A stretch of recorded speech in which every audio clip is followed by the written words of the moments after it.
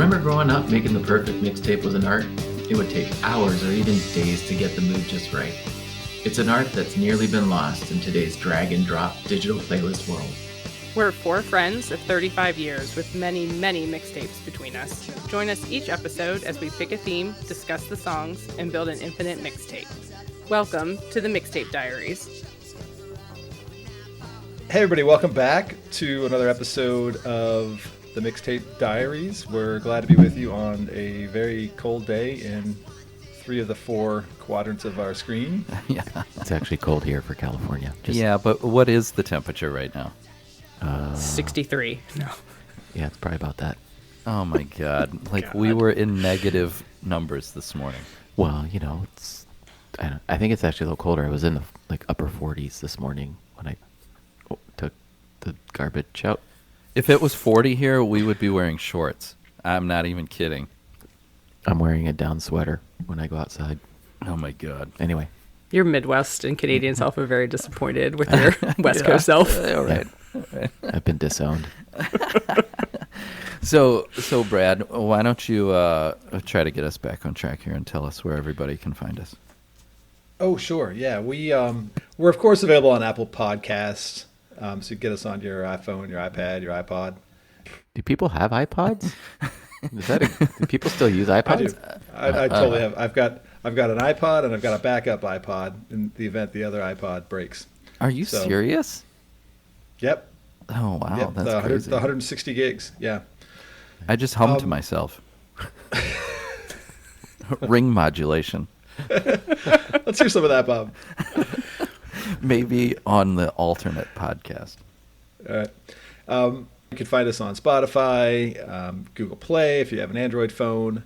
The playlist is on Spotify as well. Look for us there, and on Apple Music. We have our Twitter feed, which we are really neglecting at MT Diaries. But why don't you try to start a conversation with us? See what happens. We promise. Yeah, you'll see what happens. Just blow you off. That was vaguely threatening. Can we talk about something that, on a serious point, that kind of bums me out? Is we lost Meat Loaf yesterday. That is kind of. That? And now here's the crazy thing, and this is going to sound awful, but when I saw that yesterday, for a minute I thought he'd died a couple years ago. But I feel like, yeah.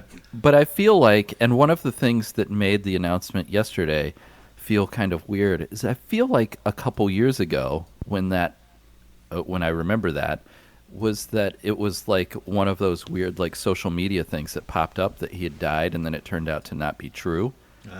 And yesterday they said that the official announcement was made on his Facebook page, and it took people a little while to kind of confirm whether or not it had actually happened. So Wait, so people were on Facebook and were wondering whether what they were reading was true? yeah, I think for a hot minute people were like, like, is that real or not? That's progress. Yeah. Yeah, no, I was reading Right. I was reading an old news article, but like the links were fresh underneath it. And so when I saw it, I had the same reaction. I was like, wait, did he die a long time ago when this article came out? Right. It's just, I guess it seems like rock and roll is old enough now that we're losing people all the time. You know? Well, and I think it is going to be a thing that we see that, actors and musicians that we kind of grew up with are all at an age where we are going to start losing people that are probably more precious to people our age. The one that I'm waiting for is like Harrison Ford is in his 80s. And that's going to be crazy. So, yeah, I think we're going to start to see a number of musicians that we don't think of as being old, potentially kind of starting to fall into that category. Oh, I remember when Rick Ocasek strange. died. I thought, way too soon. And then I looked it up, and he was like 112 years old. And I was surprised, very surprised to see that. And, yeah. Meat Loaf was only 74. I heard it was maybe COVID that got him. Well, and one of the things that's crazy is is you say he's only 74, but a couple of us are dreadfully close to 50. So, Dreadfully close. so I mean, that starts to feel kind of surreal, that especially I think once we get into our songs for today, a number of the songs that we've got today are from the 90s. And it is kind of crazy when you see an album that you're like, oh, I remember that album. It was from the 80s. And you're like, oh, my God, it's like 40 years old. Yeah. And so there are a number of songs that and albums that we grew up listening to that pretty close are going to be like 50 years old. That is crazy. But I will do anything for love. I will do anything for love, but I won't do that. I could tell you were just waiting for a pause to get that in there. I could see it on your face. I know. Yeah, and we were slack enough to give him that pause. I know. I was waiting. I could tell you were keeping no gaps in between the convo today. Well, so on the subject of Gone Too Soon, Bob, why don't you try to explain to us the theme that we settled on? Nice way to Or better yet, segue. Why don't you try to explain it to Mark? He may change his songs. Ouch. So this topic for this week became a little contentious because I think as we all started doing some research, it actually is a little tricky. So my original idea for a theme this week was bands that broke up after they recorded just one album. And I don't know about the rest of you, but once I started looking, I felt like that was not a very long list at all. At least with bands that would be something that I would put onto a playlist of my own. I mean, there's certainly a ton of bands out there that fall into this category, but not a lot of them that I would have put on my playlist. So then we kind of tweaked it a little bit, and we made it not only bands that broke up after one album, but bands that broke up at the height of their popularity. I think we did a pretty good job of kind of restraining ourselves once we got into this, because there are a bunch of options that start to fall into that become super, super obvious. Like it would have been easy to throw the Smiths in there, or throw Oasis in there, or even go back and throw the Beatles in there. I mean, there are lots of bands that you could start to throw into that. And I think we all did a pretty good job of kind of taking a step back from the easy, obvious choices and finding things that are maybe a little different. What do you guys think? Maybe. Although Mark had a lot of trouble. Yeah, I was mad at you guys this week. He was. We almost broke up this week, guys. That's what we're trying to say. Yeah. You want to talk about bands breaking up at their peak? The mixtape Diaries. It almost happened here. We almost got too close to the theme. Are you saying this is the peak? Maybe. I don't know. We did get a lot of hits. Andy DeFranco was the peak. Oh gosh. Oh my gosh. And so I think we came up with some pretty good choices here for this episode, and there are definitely some songs that I think we all know, and there are some songs that I think are new to everybody. Wait, you know your songs? You know all your songs?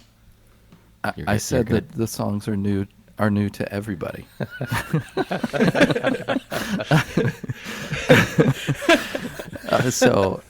Take from that what you want. So loyal listeners, you can read that any way you choose. So we'll talk to you in 20 minutes. No. This could be our shortest episode ever, or the longest. We'll have to see how it works out. Who's going first? Are we rock paper scissoring for that? We did not determine that before we started recording, so I don't know. I'll let you guys fight it out, because as the theme chooser, I automatically get to go last. Who wants to go first? Brad, do you want to go, or do you want me to go? I'll go first. Okay. Oh, and then I'll go next, and then that'll give Carla a little more time to study her notes. Yeah, because I'm going to be doing my research here while you guys talk. So go ahead. All right, Brad. Bob's like, carry on. Talk amongst yourselves. Carry on, Wayne. Carry on. Bob's Sorry. now on mute, and we'll talk to him in 20 minutes. More like 40. I have something to say about Brad's songs, but we'll let him get to it. All right, so I've picked 3 songs. Well, of course I picked 3 songs. My songs are from the 60s, 70s, and 80s, as it turns out. Did you do that intentionally? No, and in fact, then when I ordered them in what I thought made sense to me, it turns out that, 60s, 70s, and 80s. So the first one is a new one for me, and we've talked a lot in this podcast about how we have found music over the years, often referring to each other or, right, many, many ways. But here's one that just the algorithm served up to me, and maybe the algorithm's getting smarter because it hit me right where I itch. Is that what happens? It scratched me where I itch? I don't know. I was listening to a bunch of Faust on Spotify in advance of the Krautrock podcast that Carla and I recorded last week. I had Faust 4 on, and the album ended, and Spotify just played this track next to me, and I loved it. It's The Garden of Earthly Delights by the United States of America. So this band formed in the late 1960s in what, looking back, seems almost like a caricature of that period of time. The principal, I guess you might say the leader, Joseph Byrd, student of music, he goes to New York City in the early mid-60s to explore the avant-garde music scene, much like John Cale did to great effect, and that gave us the Velvet Underground, right? So he hangs out with John Cage and Yoko Ono, but he also meets Dorothy Moskowitz, a Barnard College student who, among other things, had been in a band with Art Garfunkel for some period of time. The two of them then move out to the West Coast, where they get into Indian raga, folk music, and hippie happenings, quote unquote. I'm not sure what a happening was, but I think it was a thing where everybody got together and dropped acid. Pretty sure that's what it was about. Probably. Right. So then Byrd joins the Communist Party, and he and Moskowitz start a band that they ironically named the United States of America, quote, as a way of expressing disdain for governmental policy, unquote. That makes sense. And they did one, right. They did one album, self-titled. At its base, the sound here is kind of classic psychedelia, but there are these kind of extra ingredients that make it interesting. One is this kind of old-timey Americana that Byrd was really into. So you hear like ragtime on this album and marching bands. And I'm kind of less into that, by which I mean to say not really at all. But what I really dig is also they added a bunch of electronics over top of what they were doing. Very advanced electronics, at least for a 1968 rock record. And you hear them on this song. So what's been eye-opening for me as we've been exploring krautrock is that we tend to think of synths, and at least I do, synths and electronics as something entirely separate from the 60s and the early 70s, right? The hippies played guitars, and then they stopped, and then we had the 80s, and we had new wave and synth pop and New Order and Depeche Mode. But the truth is, and at least I'm finding, that all these synth bands can be traced back to psychedelic bands who were aggressively experimenting with their sound and were looking to these kind of weird modern avant-garde composers for help and inspiration. And it seems like it's real easy to sort music into boxes and assume that these different genres don't speak to each other, but the opposite is really true. The electronics in here aren't especially well refined. When you think about what we're used to, like they'll be going along playing kind of 4-piece type stuff. Maybe there's an organ, and it's like now we're going to have a laser gun sound. Right? Right.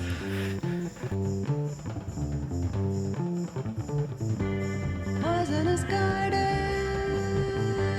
lethal and sweet,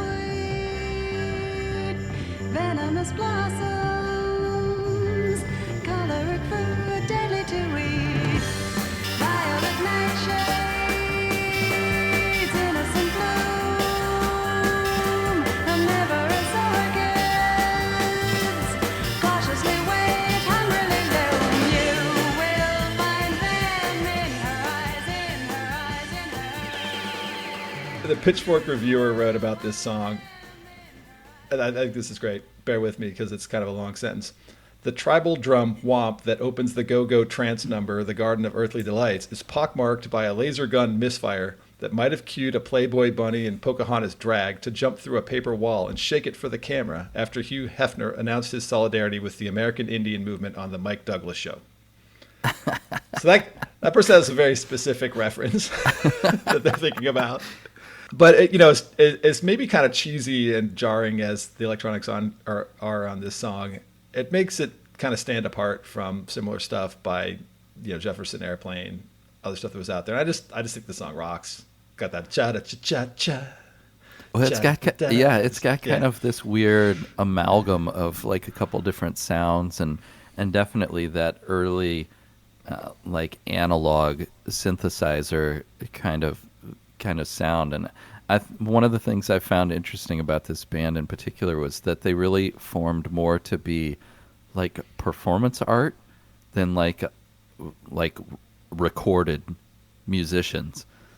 And so I thought that was kind of interesting that just never really translated. And then I was reading some things that said that audiences then never really could kind of grasp what it was that they were trying to do. And you can kind of feel that from this song, that it can't decide what it really wants to be. The album is very much like that. Yeah. This is too avant-garde for its own good. And You should hear the rest of the record. well, that's what turned me off. Because I actually kind of liked the song you picked, Brad. Like I was like, oh, I'd never heard of this. I had no idea what the heck to expect. I think I actually thought you were picking that band that sang Peaches. Is it the Presidents of the United That's the States? Presidents. Yeah. So I was like, what the heck is he love picking that this song, song too. for? Yeah. So I actually thought that's what you're picking, and then I listened to this and I'm like, that's not what that is at all. And still for the life of me trying to figure out who Dorothy Moskowitz sounds like. I know, Carla, in the pre-game you were saying, oh, it's Jefferson Airplane, but that's not who. Or wait, was that who you were saying? Yeah. Yeah, Grace Slick. Mm-hmm. Grace, but that's not who I was thinking of. And I for the life of me, I can't. It'll come to me, I'm sure. But this is just I enjoyed the song you selected, but after that, I was like, I'm out. I will never go back and listen to this, other than when this particular song shows up in the shuffle of our playlist. So, I think this band is a good example of the difference between the rock that was happening in LA at the time versus the rock that was happening in San Francisco. So when you look at like the psychedelic kind of experimental rock that was coming out of San Francisco, it is more like Jefferson Airplane. It's got more of a trippy vibe to it. And the LA bands of that time were much more experimental and kind of art rock focused. So I do think it's a good example of the difference between the two sounds coming out of the same state at the time. North versus the South. Yeah. It lives on. They also used crazy instruments, and like we were laughing about ring modulators and oscillators earlier, which they used on this record, and Bob does one hell of an impression of a ring modulator. Ring which we modulators just don't need to learned he could do exist, today. as long as we have Bob. Yeah. But they also used this thing called a calliope, which is basically a locomotive whistle. And I only know this because I listened to the 1001 Albums guys this morning who did this episode a while back on this record. And it's basically an instrument that's run using like steam or compressed air. But the thing about it, when you go to like the Wikipedia page, is it says it's very, very loud. And sometimes small calliopes can be audible for miles. So I don't know that it's really used in this particular song, Brad, that you picked today, but you can definitely pick it out in some of the other songs on the record. So it would just be interesting to know how disruptive they were being around the area with their calliope. How would you record that? I have no idea. Yeah, okay, you guys get ready to play. I'm going to go 3 miles down the road and point the microphone at mics. you guys. You ready? I'll just wave a flag when I'm ready to record. Right. I think in many instances the rest of the audience was also 3 miles away, and maybe that's why this band didn't really stick around for very long. Also, I think when you get a bunch of like anarchist, communist, everybody decides people together into a band. Nobody decides. And I like the note here that is kind of the founding members of the band started, like they met each other, that Joseph Byrd was working on a recording of Civil War period music for Time Life. Oh, like what? What? That's like totally random. There's a lot of like old timey carnival-y Yeah. sound stuff in here. Like it reminds me of that album, The Gay Parade of Montreal, that I heard was awesome and bought and listened to once, put away because I don't like it. But so I'm really much more into give me some rock with some ring modulator and console. So that's where we landed with this one. So it's an interesting choice, Brad. Yeah. Thanks. So my second song, my 70s song, is Venus by Television, which might be more in the wheelhouse of this gang here. We'll see. This is off of Marquee Moon, classic debut album of Television, 1977. Television tends to get lumped in with punk rock because of where they came from and when they happened, right? They were one of the several bands that made the CBGB scene in the East Village, along with Blondie, Talking Heads, Patti Smith Group, and the Ramones. We talk about these bands together because they played together, they knew each other, right? They were part of a scene, but they all sound really different from one another. And if you had to put a label on Television sound, you'd absolutely say post-punk, right? The guitars are angular, which is the word that we always use, right? Mm-hmm. They've got a pretty straight-ahead rock beat that is, telling you that it's not funk, not disco. Television is there for you, Mark. They're here for you. When you consider that they were creating and refining this sound well before punk rock, right, as early as 1973, then you kind of start to think maybe the term post-punk doesn't really make a lot of sense, right? The bands and sounds that we call post-punk were happening really kind of throughout the 70s, and punk kind of swelled up like a big blister and burst over a period of like maybe 6 months. And what was left was, after punk burns out, is a sound like this, which was always there. Again, like we talk about categories, and maybe categories don't make a lot of sense. Basically, they're a terrific and innovative guitar rock band that made a single perfect album in Marquee Moon. A very good second album, so I hear, but no one ever talks about it or cares about it. And then they dissolved kind of promptly after that, as I understand, because of creative differences, but also because one of the two guitarists, Richard Lloyd, was having substance abuse problems that was messing with the ability of the band to get things done. It's distinctive for this kind of interweaving guitar play between Richard Lloyd and Tom Verlaine, who was the other guitarist and vocalist. The song I picked is Venus. My go-to for mixes and playlists off this album is Friction, which is a real kind of jumpy little number that I like a lot. But I thought I should kind of change things up a little. This song is beautiful. I've just always adored it. I've been playing it for years, know the words by heart, but it was only last week after I picked it and was kind of really listening to it and thinking about it that I gave thought to the line from the chorus. I fell right into the arms of Venus de Milo. He says Venus de Milo because he's rhyming it with feel low. Venus de Milo doesn't have arms. And I never thought about that like over the last 20 years. So what he's really kind of saying is he's falling into a void, right? And then in the third time he sings it, he's coming out of the arms of Venus de Milo. He's coming back to us.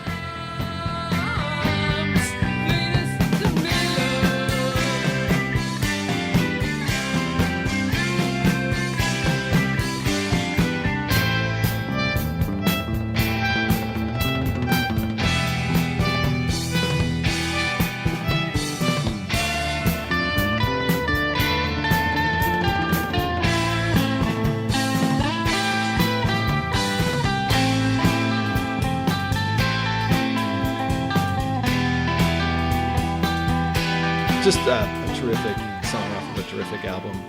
The only other point I want to make is there's a great couple of lines in the third verse where Tom Verlaine sings, and Richie said, "Man, let's dress up like cops, think what we could do, but something told me we better not." He's talking here about Richard Hell, who was in this band before he left. He left before this album to form Richard Hell and the Voidoids.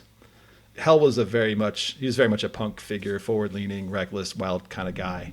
And I think that line is a pretty terrific metaphor about maybe his relationship with Tom Verlaine and ultimately Hell's departure from the band. So that's my second one. I thought this song sounded like a Talking Heads song. You do? Interesting. Well, certainly like early Talking Heads. And Yeah. then as soon as I saw that they were one of those early bands from CBGB, it's like, that totally fits. I guess that's right. I mean, Talking Heads started to kind of be more complex and different later on, right? Yeah. When Brian Eno shows up, or when they start getting the bongo drums out. You're right. Playing But the African stuff. you listen to those first couple albums from Talking Heads, and they're totally right in this wheelhouse. So, yeah, I mean, as soon as I heard it, I was like, oh, like this sounds familiar to me. I think what you're telling me is I need to listen to the first 2 albums by Talking Heads. Oh, 'cause they're I so have good. not. What? I just good. have the greatest hits, and that's what I run with. Or Oh. it's not making sense. Yeah, you need to go back then. Oh my God! Yeah. I mean, you just needed to ride in the Subaru with Newell and I a little more often, because that was pretty. I mean, we used to rotate those in pretty regularly. If your car had more leg room, I'd get into this band more. Is that what you're Fair saying? enough. That's true. Because we probably drove to your house and then switched cars. Well, that's exactly what we did. Yeah.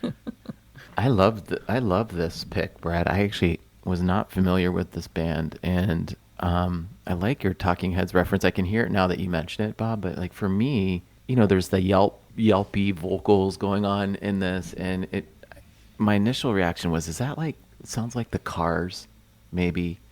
And then I even hear a little Tim Booth in there, like sometimes in the vocals, subtle, but like it just reminded me of things I'd heard before. But I really enjoyed this, and looking forward to spending just like more time listening to the album. I did think one interesting kind of link to a separate band was Billy Fika, who's in this band, went on to join the Waitresses, which were a new wave band out of Akron, Ohio. We all know the song "I Know What Boys Like," but interesting that that's kind of the direction that Billy went on from this band, and it was just a cool link up, especially with the Akron, Ohio thing. So anyway, thanks for introducing me to this and our listeners, because I think folks are going to enjoy this.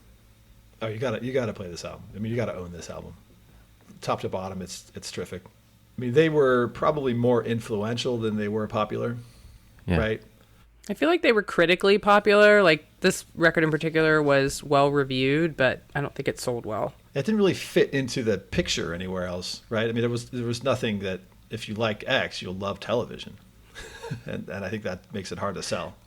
Carla, did you say this was on the 1001 albums, right? To Yeah. own? Yeah. Yeah, so 7 of our 12 songs today are in the 1001 Records Yeah, book.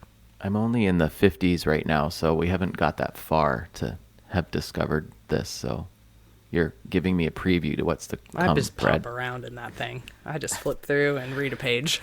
Liz and I are going chronologically. And listeners, if you're not familiar, we're talking about the 1001 albums. You must hear before you die. Yes, thank you. I'm like, is it own or here? I'm drawing a mental. I like that you're taking it slow, though, Mark, because Yeah. you'll live longer that I way. hope so. Right? I'm not looking, I mean, looking to go anywhere. I mean, I'm the oldest one here. I gotta cycle through these things. Yeah, you got to pop around, eh? Cliff Notes. I think Meat Loaf probably played the last one, and then that was it, right?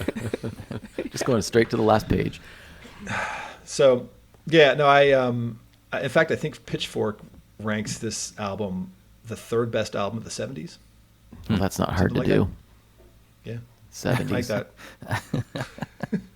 Are you saying there were only 3 good albums from the 70s? And this is number 3. Like, it's not hard to rank highly in the 70s is all I'm saying. Here we go. Yeah.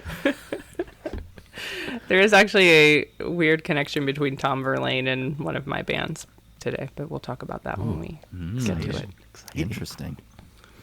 So let's get out of the 70s and Thank you. plant our feet firmly in the 1980s, where everyone feels a little more comfortable and I could be a little more inclusive of the group.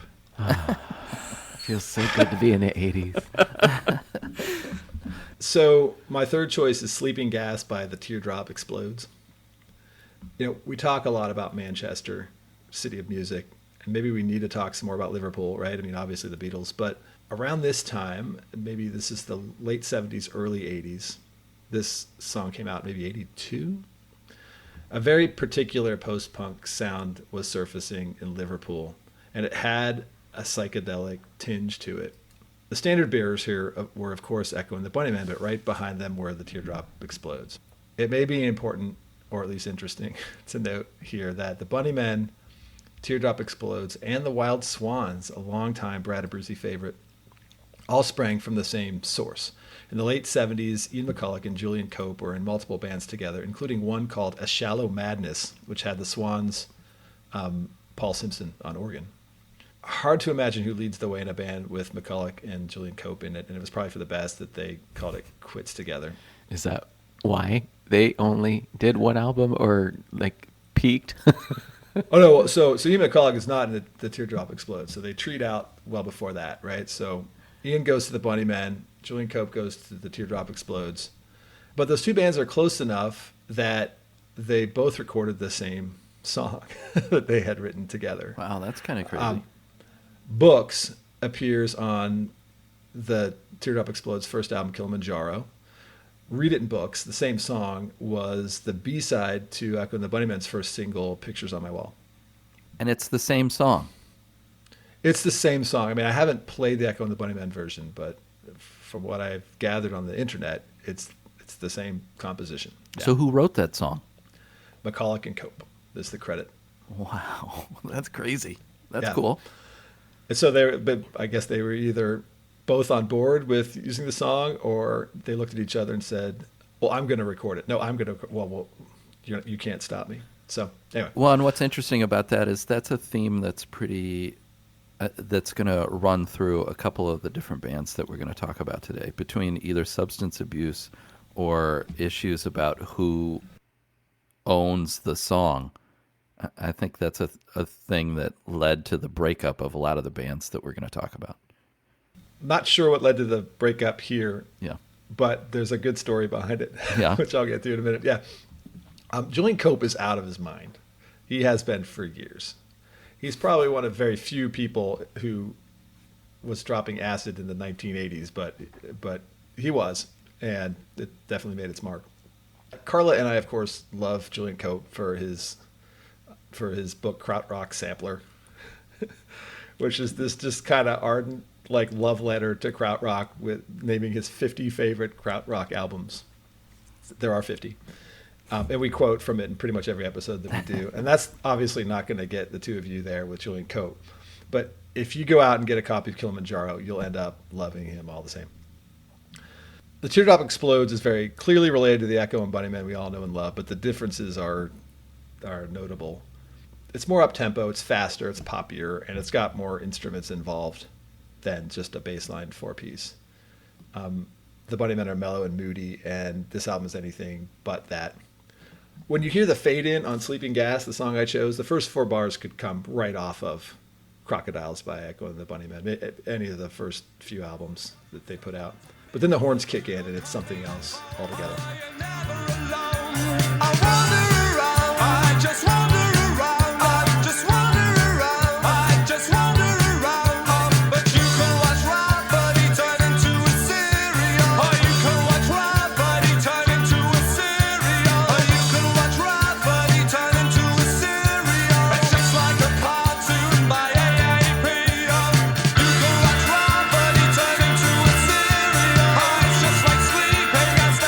There are a lot of songs I could have gone with on this album, Kilimanjaro, and I guess I followed the same path I took with Television.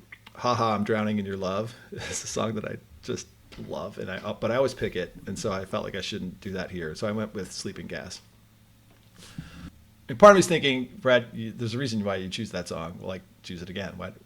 But nevertheless, I'm holding on to what I locked up, and it's Sleeping Gas. Just you try and tell me what this song is about. Other than crushing organ jams. The chorus is, you can watch Rafferty turn into a cereal. It's just like a cartoon by AAP. Rafferty was like an old TV show that people say inspired House, about like a retired doctor who takes hard medical cases. AAP is a showbiz company that has the distribution rights to Popeye cartoons. So I have no idea what he's trying to communicate. But the song just kind of kicks, right? The Teardrop Explodes were always kind of barely holding it together. Cope and the keyboard player Dave Balfe, if I'm saying that right, were grappling all the time for creative control. It all came crashing down for good while they were recording their third album at a studio in Wales. They had a habit of getting fried on acid and throwing bricks at each other, but that was ordinary for them. it came to a head when Julian Cope produced a shotgun and ran Balfi out in the countryside and chased him through the woods for like an afternoon. And by the time the chase was over, the Teardrop Explodes had imploded. That might do it.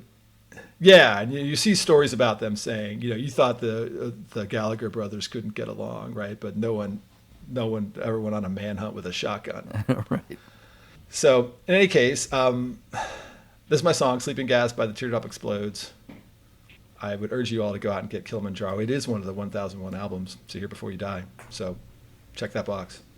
Yeah, so technically I was wrong. We're 8 of our 12. I didn't realize this one was in there. I just looked it up. Well, and especially a band. Again, and people are going to think I'm crazy for saying this.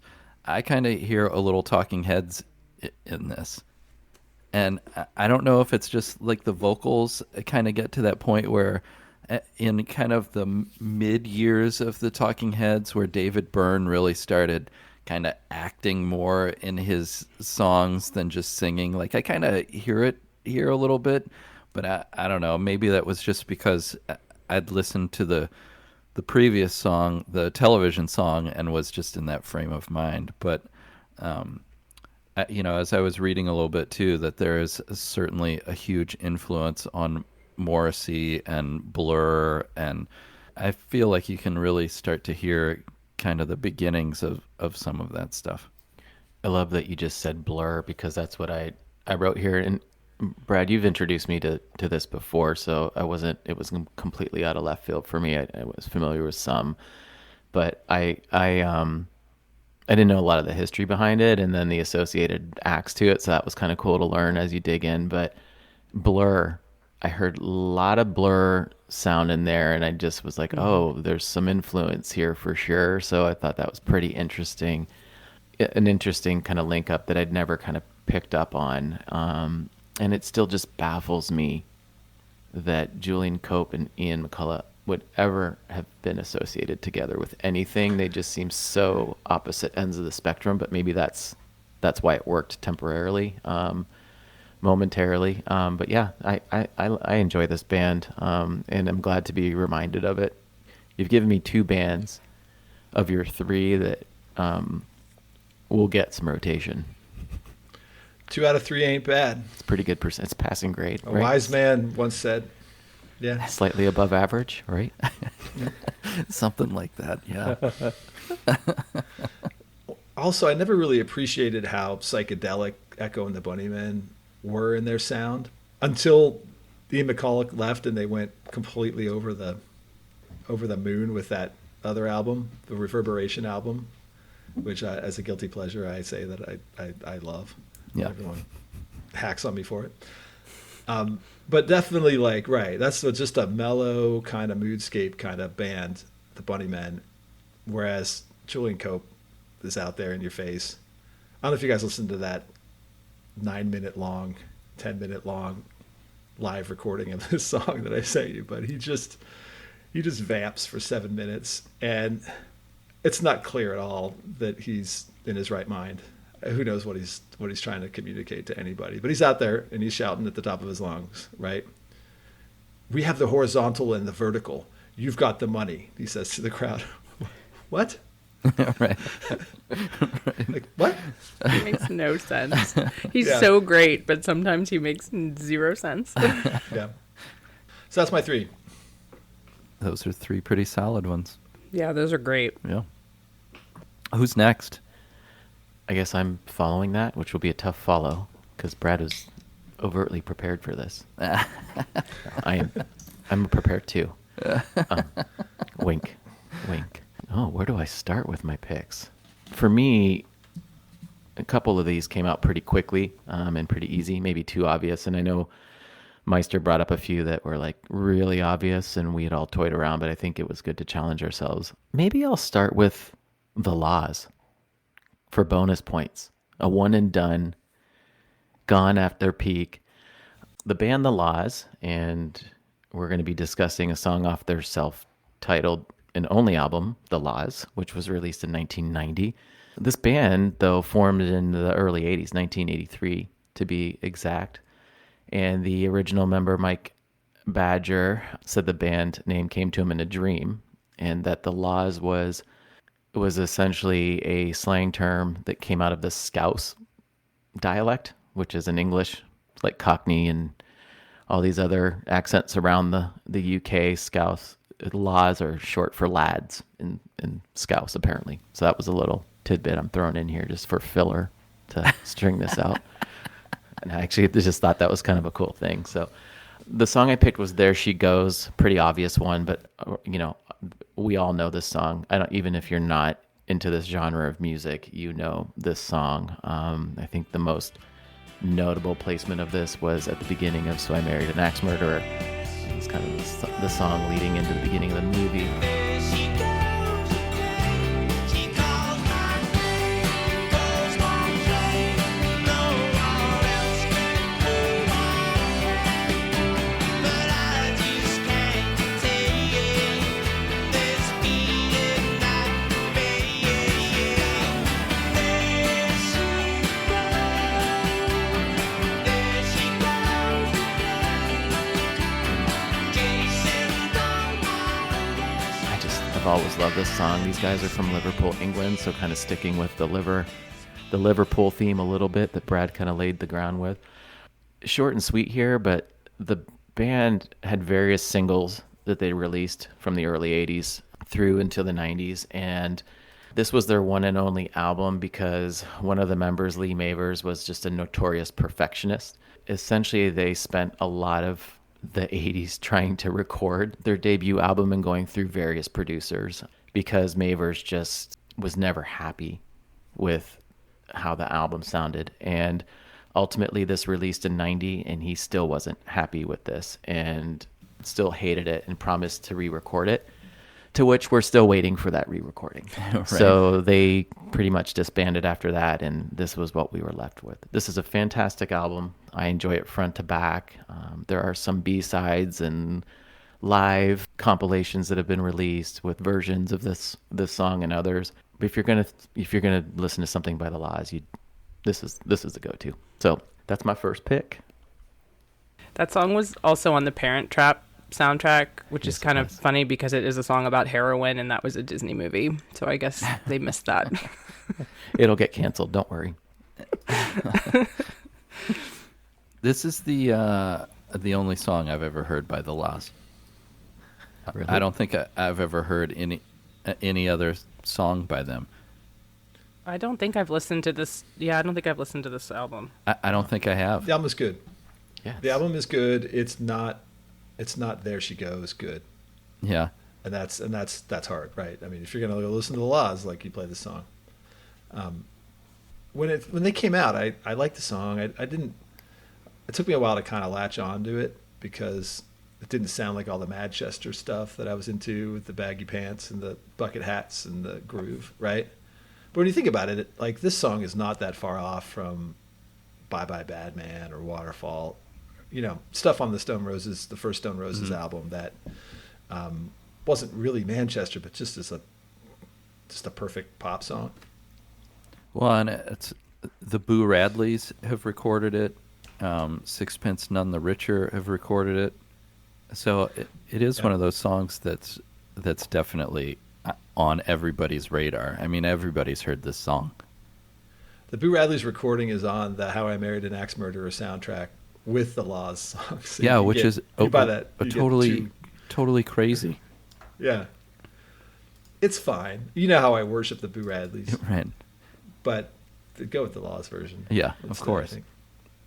Yeah, as I was kind of doing a little background on it, there was a article, I'm not remembering where it came from, but the lead-in was, "What would tampon ads and commercials for teen romantic comedies do without the Laws?" Just so.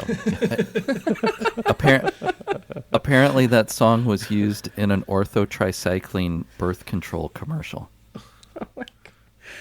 Which, Let's talk about which the is embryo. crazy. There it goes. Because, all right. I mean, there's so many different ways you can read that. Like, there she goes.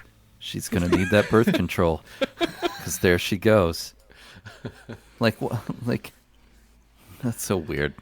I hope they got some good licensing money from Right. those things. Boy. That's insane. So anyway, that's first pick. Not super deep, not all this influence on rock, but definitely part of our past, and to me always a great and fun song. And actually, the album is, you guys should give it a listen. I'll have to. It's a pretty good album. If I'm having to rank the 12 songs, this might be number one. It's just a perfect pop song. Yeah. And pretty good in the playlist, right? Like even if you don't want to go like through a whole law's 10, 12 tracks, I think this comes on the radio or it comes on a mixtape or something, you're like, yay, it's a lot. There she goes. All right. You're like, oh man, I love this song. Yeah, it's like Yeah. you turn it up, you don't fast forward through it, it's great. Cool, so I'll keep us going in the spirit of time. My next band, you're going to see a theme here, all English bands for me today, which probably isn't a shocker to anybody who knows me, especially this crew. But I think I'll go with the band Lush. And I selected the song called Deluxe, which came off of their 1990 release Gala. It's the fourth track on the album. And they were a band formed in London in 1987. We've had some conversations about this, but I think the genre you would most easily put them in is shoegaze, as Newell would say, whatever the heck that is. Right. As we laughed a few episodes ago. But this is a great, great band, and I absolutely love this song. Now, they were around for a decent amount of time and released several albums, so they weren't a one and done. But I think it's kind of like they were a band that were definitely critically embraced, but commercially ignored for many, many years. And ultimately, in 1996, they released the album called Love Life. And this is when they really kind of got onto the scene and became more popular. I think it's the poppiest of their albums, and this was a time when the women in rock movement, was starting to crest a bit. And so with two women bandmates and singers in here, the song Lady Killers really, really hit it. I mean, just as they were kind of breaking out or about to break out, their drummer sadly hung himself, and that essentially dissolved the band at that point.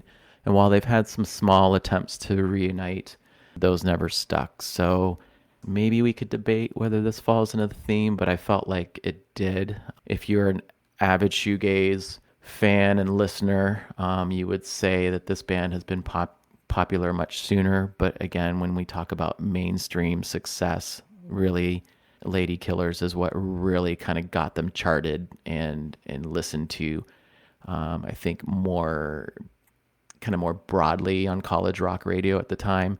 And sadly, it would have been fun to see where they went from this, but maybe we knew the best Lush with albums like Gala and the stuff prior to this, because I know for me personally, while I really liked Lady Killers and I liked this album Love Life quite a bit in 1996, it was all the albums and music they launched pre-96 that are what I'm most passionate about, and hence the selection Deluxe, which is by far my favorite Lush song from their 1990 release, which I believe Mr. Abruzzi here on the podcast introduced me to.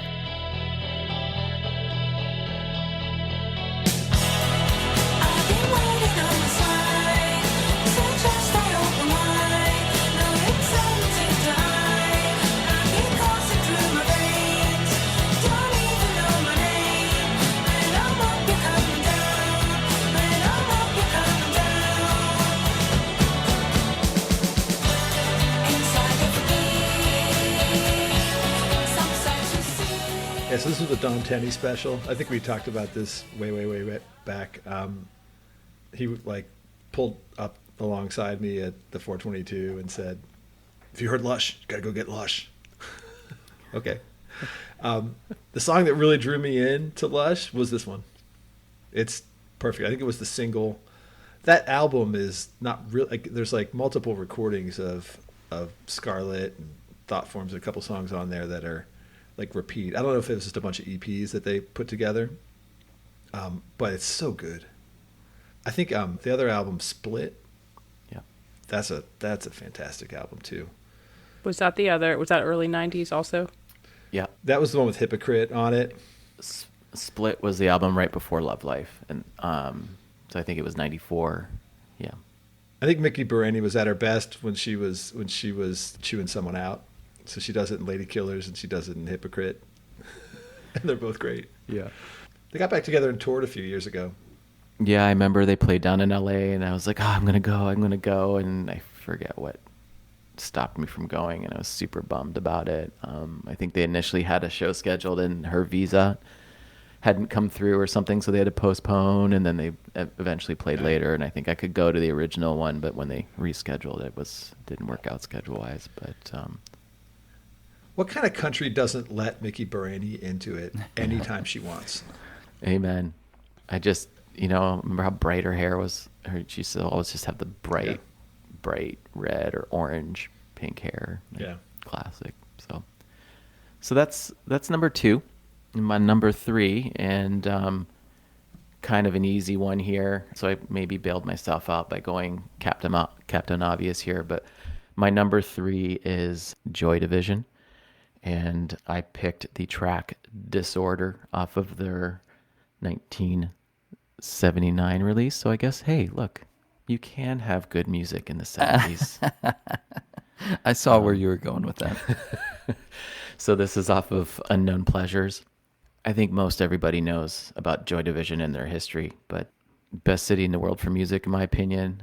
These boys came out of Salford, England in '76, and 2 little-known guys named Bernard Sumner and Peter Hook formed the band after attending a Sex Pistols concert. They later added Ian Curtis on vocals and Stephen Morris.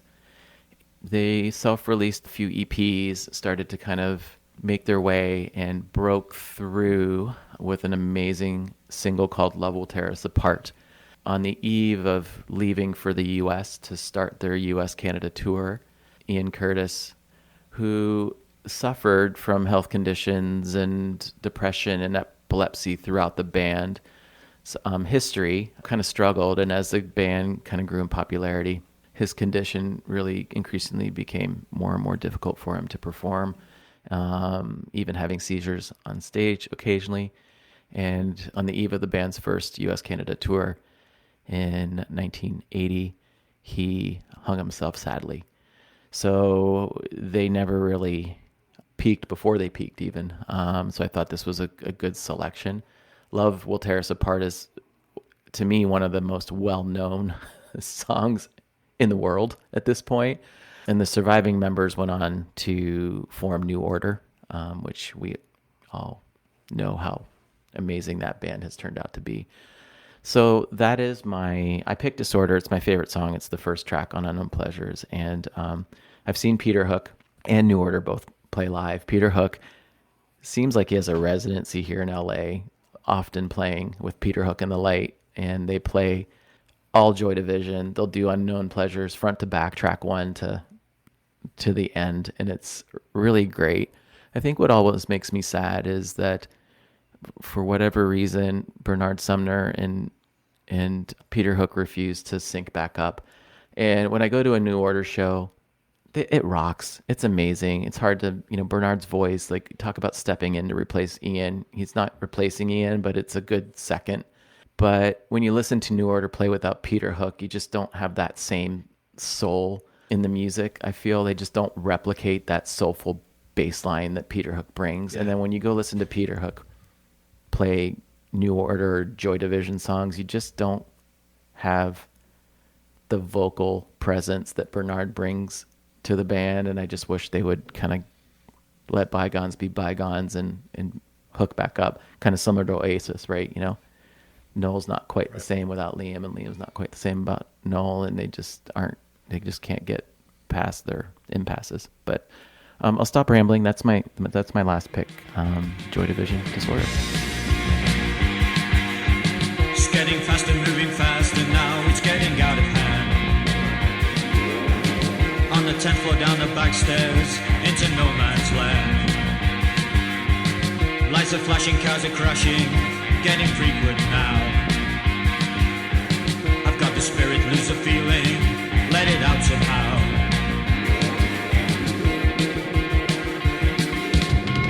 kind of an interesting thing that there are a couple people that come out of that band that had sounds that even now are so distinct. Like this past, maybe it was the past year, the Gorillaz came out with a song that had Peter Hook in it, and as soon as you hear it, you're like, holy smokes, man. Like, you instantly know that sound. Johnny Marr is like another one of those performers that as soon as you hear it, you're like, I know instantly what that sound is.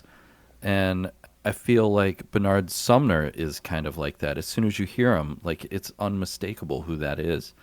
And it's kind of crazy that you kind of get all of those things that came out of this one band, and then all of the bands that are influenced by Joy Division.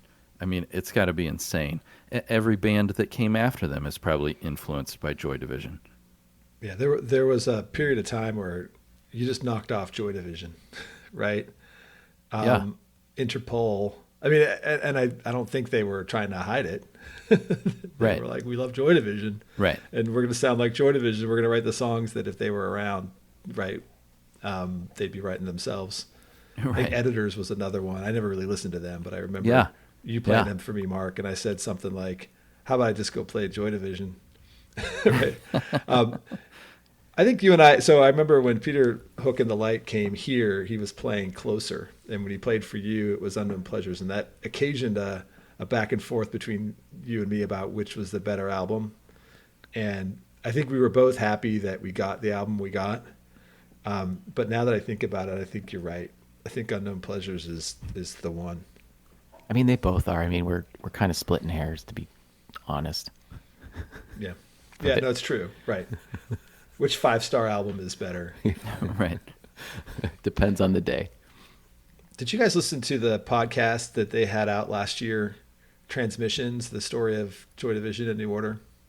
No, huh? You should check it out. Really, really good. Lots of interviews with the surviving band members. Interesting that it stops at Blue Monday. They were like, we have nothing more to tell you. After they did a whole episode on Blue Monday as their last episode, and they were like, we don't need to cover anything else with New Order. But no, it's terrific, and it's got a ton of information. I mean, Bono's talking about Joy Division in there. I mean, it's awesome. I know. I mean, it's one of those bands that, when did that album come out? Did you say, Mark? 79? 79, yeah. Yeah. So, I mean, they had to have influenced almost every band that came out in the 80s that was either post-punk or new wave or I mean there's no way that they didn't influence, that those bands could say that they weren't influenced by Joy Division. And the production on this is wild. Like the stories they talk about, the guy Martin Hannett who did this album put the drummer up on the roof because he wasn't getting the sounds that he wanted. Right. I mean, and it's a very, I mean, you hear that drum kit and that's only Joy Division, right? It's like, I mean, I'm edit that out, but it's, and I was playing this song last night, just kind of in the dark and with the headphones on, and I never really heard, there's all this weird kind of like pulsing stuff happening underneath it. That It's is ring not what the band's modulation. playing. It probably is. It probably. I can't argue with that. Yeah, they're doing some really cool stuff with sound as well. This was also a classic album cover. It really ushered in like a new kind of minimalist approach to album covers at this point. It's radio waves emitted from a dying star. And you see it recreated in all sorts of different things too. I mean, it's definitely a thing that, as crazy as it is, has probably influenced graphic design to a certain extent. And Yeah, I was reading a little bit, and Stephen Morris, the drummer, did a little blurb for Apple or wherever he wrote it, just to kind of talk about some of the songs on this album, which is obviously considered a masterpiece. But for Disorder, he's quoted as saying, "Quite a frantic song." He said the 3 songs that should never be played together are Disorder, Interzone, and Transmission, because I collapse at the end. So, of course, that happened quite a lot. So I think I just, just reading that, I think that's what I love about the song is it is quite frantic and it's just incredible live. Even I never got to see it live with Joy Division, obviously, but to see Peter Hook playing it and his son in the band, like it's still damn good. Yeah, I was thinking, I was like, oh, what's it going to sound like when he's singing these songs instead of Ian? Yeah. And he kind of hits it just right. He doesn't like imitate him too much, but he sounds kind of like him. Yeah, I think it's better than Bernard in some cases on the darker ones, because I don't think Bernard was ever as moody, dark like that, and I think it shows as New Order progresses. It almost, some of New Order's music almost starts to get a little bit poppier and cheesier, and I think the longer that Peter Hook was not as associated with it, the more poppy and cheesy it got, whereas there was still a moodiness and darkness to the music and to the Salford links that are there in the earlier stuff. And I think that's still true for me. Like when I listen to the New Order side of things, I definitely gravitate to more of the first couple years of New Order versus the later years. So we could talk about Joy Division forever, but have you guys seen the someone made a YouTube video that is like an exact rendition of an appearance they did on TV, but it's in Playmobil. Like they made Playmobil figures playing as the band. That's awesome. Playing the drums and the guitar, and they have the set. They've created the set, and they've painted them to look like the guy's got a beard like Hooky does. I got to send it to you. It's fantastic. That's funny. Well, should we keep us on track? Carla, have you crammed? I've cramped. You feel good? I'm actually reordering my direction I was going to go, and I'm going to keep us in the 70s to start with. So You're not going to choose new songs? yeah, I picked 3 new songs while we took a page from Mark's playbook. There you go. Now you're learning. So I realized I think that I might have a sub theme of narcissistic, drug addicted frontmen with my 3. No, at least two of my 3 picks today. No, you're crazy. My first pick is the Sex Pistols. Never mind the Bullocks. Here's the Sex Pistols. Only record they ever recorded. Their entire career only lasted 2.5 years. I think that the lore of this band is probably greater than the album. I mean, everyone I feel like knows something about the Sex Pistols. I don't think anyone knows what's actually true about the Sex Pistols. There's just so much out there. Brad, I pulled this from that article that you sent over to us last night from Marcus Gruel, which is the preface to Lipstick Traces. And I thought this was an interesting way that he described the Sex Pistols. And he said the Sex Pistols were a commercial proposition and a cultural conspiracy launched to change the music business and make money off the change. But Johnny Rotten sang to change the world. I think that's maybe giving Johnny Rotten like more credit than is due, but I think they were launched to change the music business and try to make money off of it and usher in. Really, they were the launch of punk rock in the UK. I mean, you can argue that had already been happening in the States for at least 3 years by now with MC5 and the Ramones already. The Ramones had 3 records out already by the time Nevermind the Bullocks came out. As I was doing some research on them, I actually kind of thought that how they came together was kind of interesting. You know, Malcolm McLaren, who was their manager, was really, he was an artist himself. He owned a clothing boutique with his then girlfriend, who was Vivienne Westwood, who went on to become a very, very influential fashion designer. Collectively, that's where punk rock fashions come from.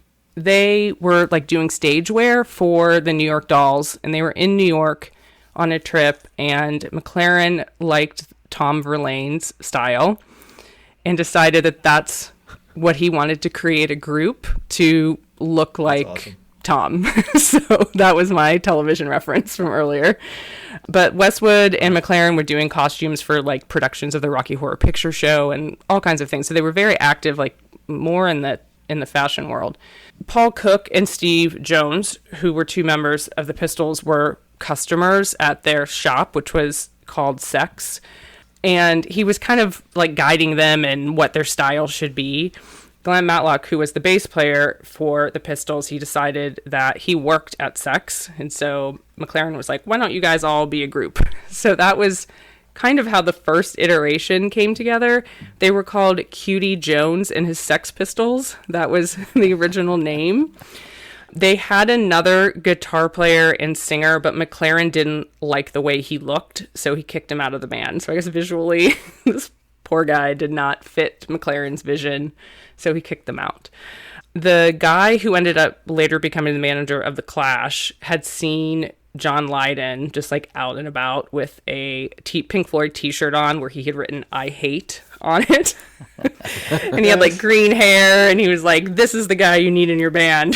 So they dubbed him Johnny Rotten, and that is how he ended up in the band. So it was kind of just oddly just like put together by McLaren. It seems like more about their look than It's like the maybe original their musical prowess. They're the original boy band. Kind of.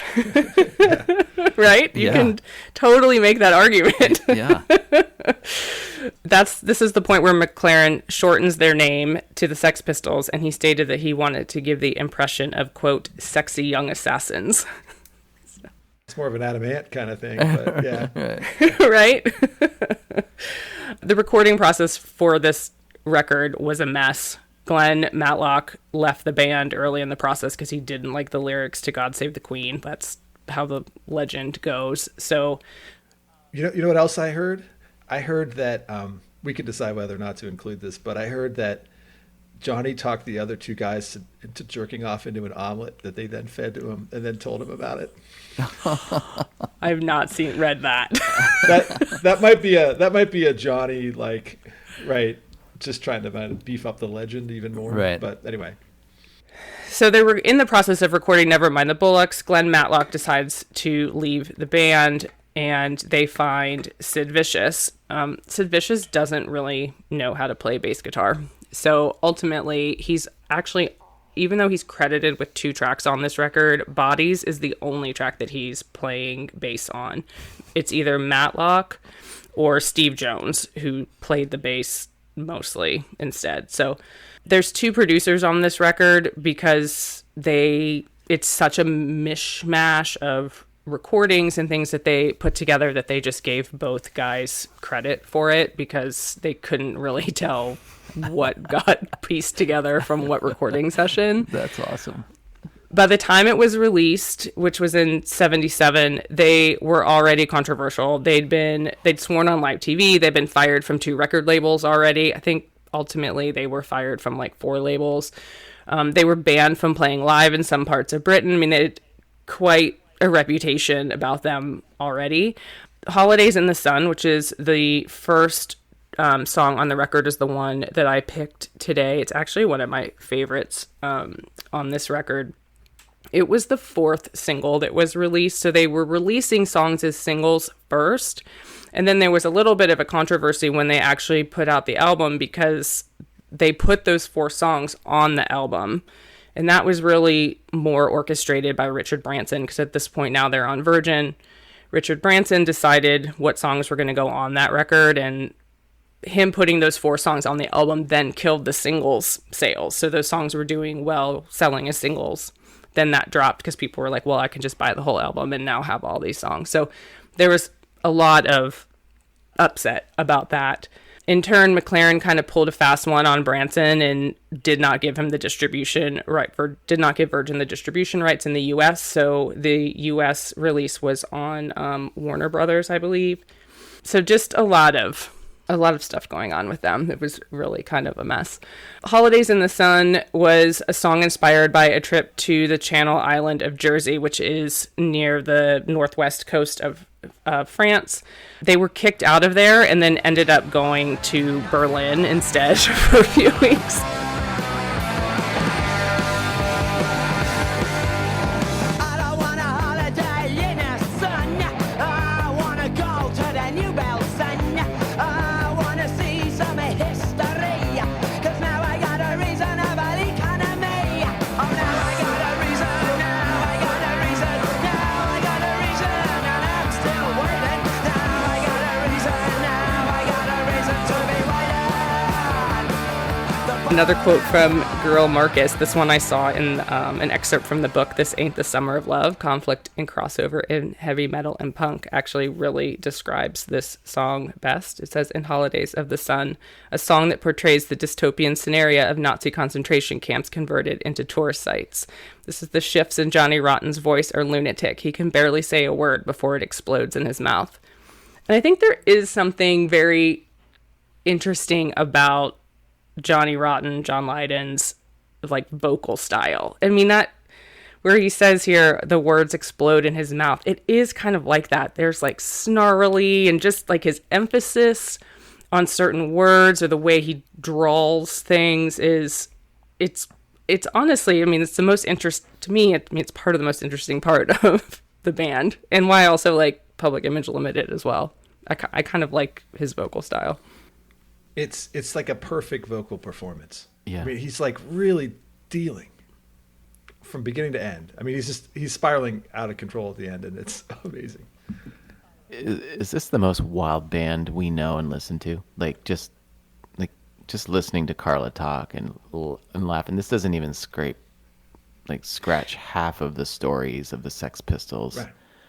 And I like, Bob, you kind of stole my thunder a little bit, but I love it because, you know, I came to the same conclusion. Like, was this the beginning of fabricated boy bands, like bands put really together not because of the music, but because of, you know, a look and a vision to sell, and yet the content and antics of the individuals that were put together are almost like anti that whole thing, you know? Right. So there's, you know, some pretty good tension, engineered tension, for lack of a better term, in there, you know, potentially, like, yeah. That I think is just pretty crazy. I was reading, just because I feel like you're saying so many great stories here, Carla, but at one point Richard Branson tried to install Johnny Rotten as the lead singer of Devo, and was going to fly him to Jamaica to meet with the members to install him as that leader, and Devo declined the offer, which Rotten also found unappealing as well. But I just found it interesting that out of nowhere, Richard Branson from Virgin Records like swoops in and tries to like install him. And could you imagine Devo with Johnny Rotten as the lead? No. They also would have only had one record Yeah. if they even put one out. Yeah, right. and yet I don't even understand how that would work. I know, and yet PIL has been around a long time, and you know, certainly, I mean, I was never able to see the Sex Pistols, and probably a good thing because I'm still here. Who knows if you would have survived that show? Right. But PIL was great live, and I remember seeing them open for In Excess on the Kick tour, and my parents, you know, took me to that show, and when they came on, they're like, "We're gonna go to the parents' lounge and have a drink," and my dad still busts my ass about that to this day. You remember that band that opened? Oh, it's horrible. And I'm like, "What are you talking about?" I would use that against my mom when that one time she wouldn't let me go to the Jesus and Mary Chain show at the Agora because of the name of the band. And I was like, you took me to Public Image Limited. The guy was in a band called the Sex Pistols, and you won't let me go to Jesus and Mary Chain. Right. So I did see them like twice in like reunion tours, and it was a letdown. The Which Sex is- Pistols? right? Yeah, Huh. they got back together with Glenn Matlock, and it, you know, it was never gonna be what it was. It wasn't gonna be in that moment. Yeah. You know, Johnny's of course an absurd person now, and it's really hard to listen to. You know, he's kind of gone over out the deep end like Morrissey did. Wasn't he always over the deep end? Yeah, I was like, he was hard to listen to then. I mean, Yeah, I feel bad for the journalists that were interviewing them. I watched a number of YouTube clips, and it was like, oh my God. I mean, they were wasted, for one thing. Like, they were never sober, ever. So it was incoherent. Nothing made sense. They were just verbally abusive to everybody. The way you described it, Mark, I think it makes perfect sense, which is that Malcolm McLaren will tell you that they engineered this whole thing, right? The whole thing was a swindle, right? He's got his movie, The Great Rock and Roll Swindle, that tells that story. Johnny Rotten will tell you, oh, they tried to control me, right? But we took over. I took over, right? And everything that we became was us, was me. And maybe it's half true both ways. I don't know. And maybe it doesn't matter, really, right? Because it's just so, the whole story is fun. It's theater. Right? It's full on theater. Little piece of trivia: the incident on TV where Steve Jones just started dropping F-bombs on the interviewer. It's because the guy was sexually harassing Susie Sue, who was standing in the background, because they had a whole bunch of punk fans in there to be visible and to show people what they look like. And he was like being all gross and old manny and hitting on her. And Steve Jones just unloaded on him. Well, you start looking at the timeline of like their antics that they signed to like 3 labels in a year, and like all of that kind of stuff is like they created a monster that then they couldn't control, which is Right. amazing. They'd get paid these advances. Yeah. Then they'd get fired. Yeah. And then they'd sign and they'd get another advance. It's kind of brilliant. I think that's the way you do it. Like, why didn't I think of this? You could do it back then. The one thing, I sent this to you guys yesterday. There is the intro part to Holidays in the Sun. There was actually another song that had been released like 6 months prior from the Jam, and the chords are very, very similar. So I don't know if you guys clicked on that, but they're not the exact same chords, but it's very oddly similar to the Jam song. Carla, this is the first episode we've done together where like every song you've picked, like we're back. Like I'm loving it. We're good again. We're good. Okay. She does have 3 good songs. And I'm not going to reveal the other 2 because you haven't talked about them yet, but like I'm giddy. Like I'm engaged. I'm like, oh yes, let's do this. These are great because I wish I had these 3 songs. You hopped on these so fast. You didn't even give us a chance to snag these. And there are 3 songs too that I don't think any of us had to listen to either. It's like, yeah, okay, that makes sense. 1, 2, 3, boom. Yep, boom. Winner. These were all in heavy rotation for all of us. My second pick is Jane's Addiction, Ted Just Admit It from Nothing Shocking. I was and still am a massive Jane's Addiction fan. Nothing Shocking and Ritual, Dillo Habitual those records were on repeat constantly when we were all in school. Jane's Addiction, obviously Perry Farrell, LA rock band, kind of emerged out of like that glam metal scene, but they really kind of pioneered a different type of metal at that time. So Nothing Shocking was released in 1988. Ritual was released in 1990. This was really just a different kind of rock at the time. It kind of fused a lot of different genres all together, and they now call it alternative metal, but you can just hear a lot of glam and goth, and sometimes there's some jazz in there and some reggae and regular metal. I mean, there's really a lot going on. Brad and I, in one of our last Krautrock podcasts on Agitation Free, kind of put 3 days side by side to an Agitation Free song, and you can really kind of tell some similarities in the song structures. And they have a lot of songs that are 6, 7, 8 minutes long, so they weren't afraid to have, to just kind of play and kind of go with it. I will say that I was never a fan of their singles, like Been Caught Stealing and what was the other one? Jane Says. Yeah, I don't love Jane Says. To me, it was all those more like psychedelic kind of rock ones that really kind of hit me more. I found a quote from on loudersound.com that is a good representation of Nothing Shocking in particular. And it says, Nothing Shocking was the most powerful rock and roll record since Guns N' Roses' Appetite for Destruction a year earlier. But what Jane's Addiction had was a whole different trip to GNR.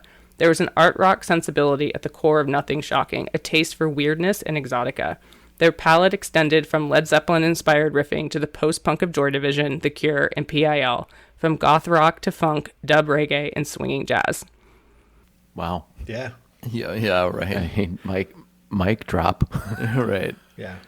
I picked Ted Just Admit It, which is one of my favorite songs on this record. It's really about how the media had desensitized us to sex and violence, and at the core of it is really about Ted Bundy. That little spoken word section at the beginning is an actual audio clip of Bundy from one of his last interviews before he was executed. The drum and the bass that really carry that song through is just, Eric Avery was just a freaking incredible bass player. I mean, they're just so good. And that's a 7.5 minute long song. And I just feel like there's enough just happening in it that you don't even realize it's 7.5 minutes. There's just a lot that really kind of converges in that song. It's really what they do best.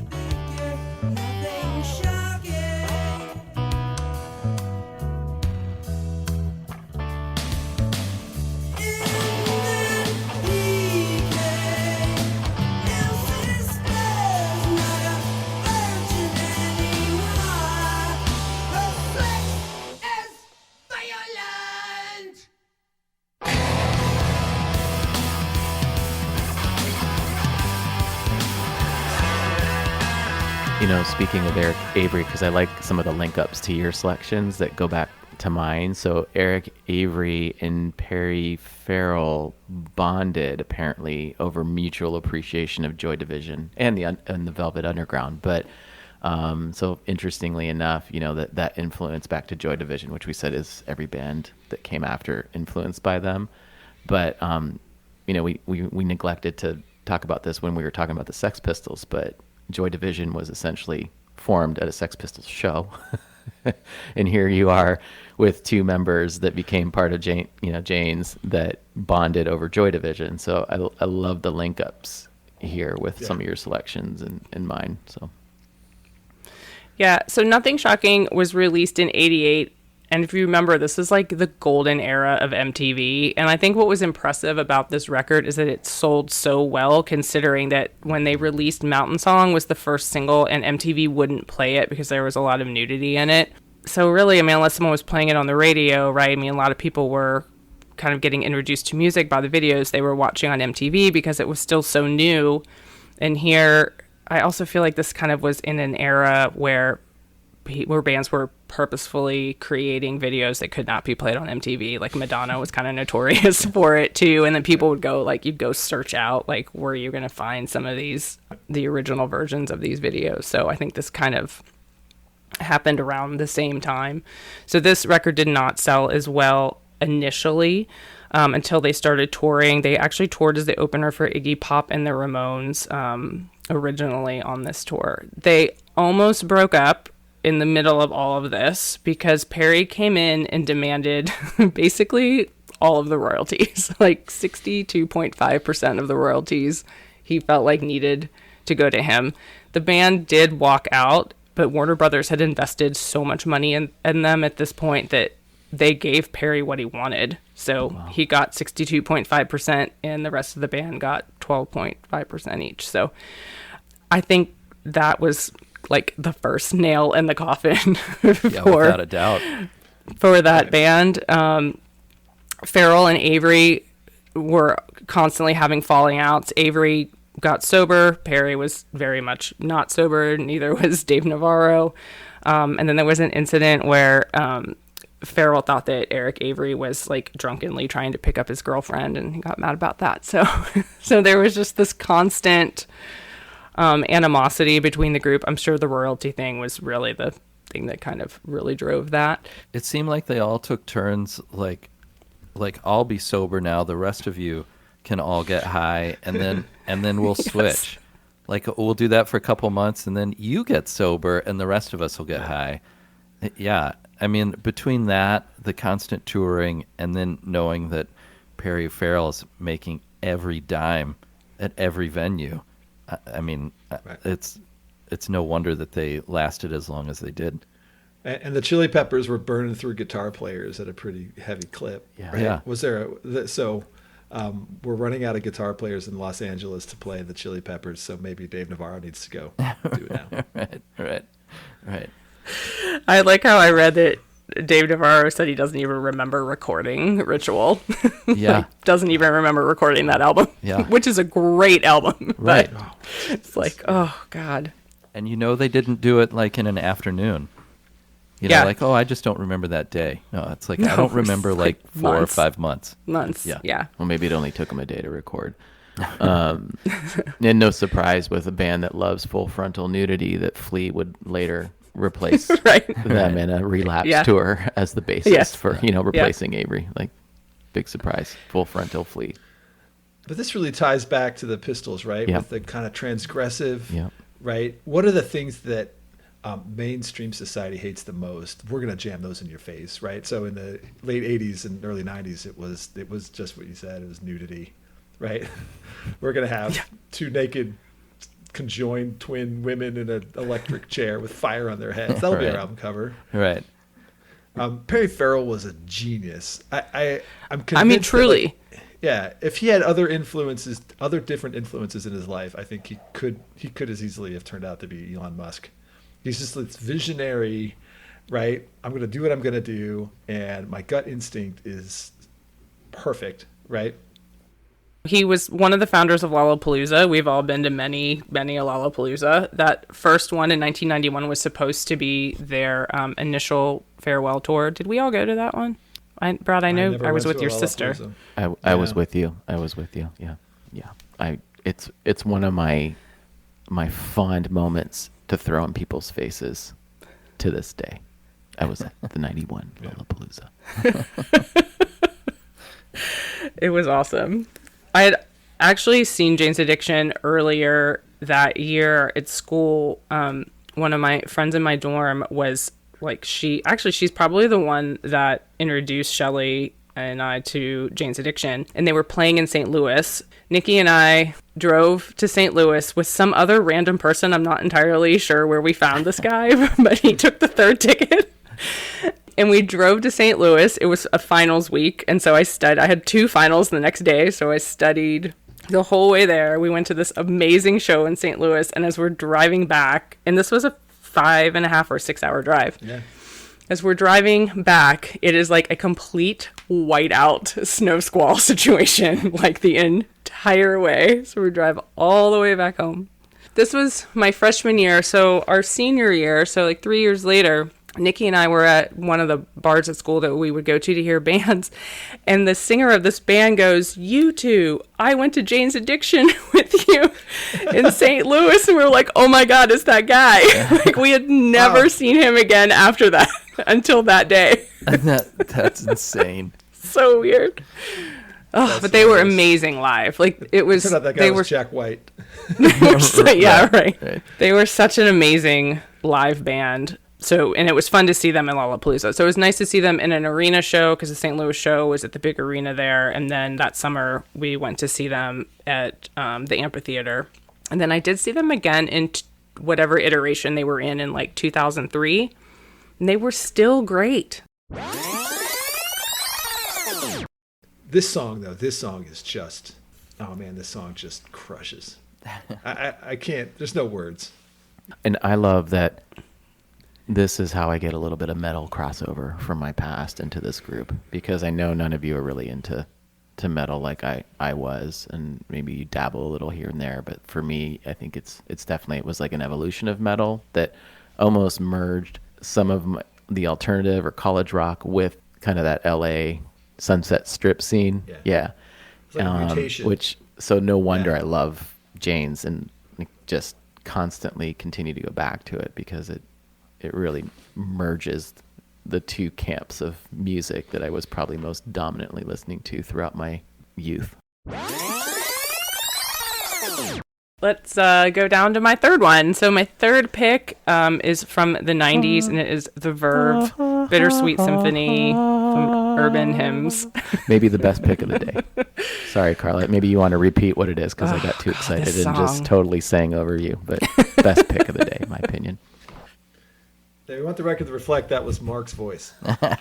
Nobody else's.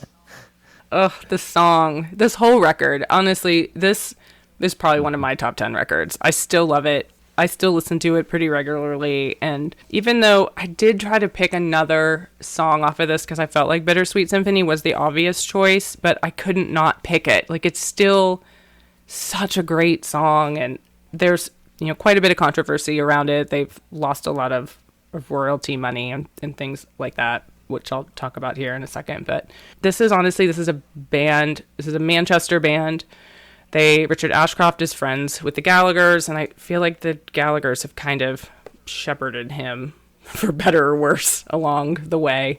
They're a band riddled with breakups and lawsuits. Right out of the gate, they didn't have the in front of their name. They were just Verve, and Verve Records sued them over the name.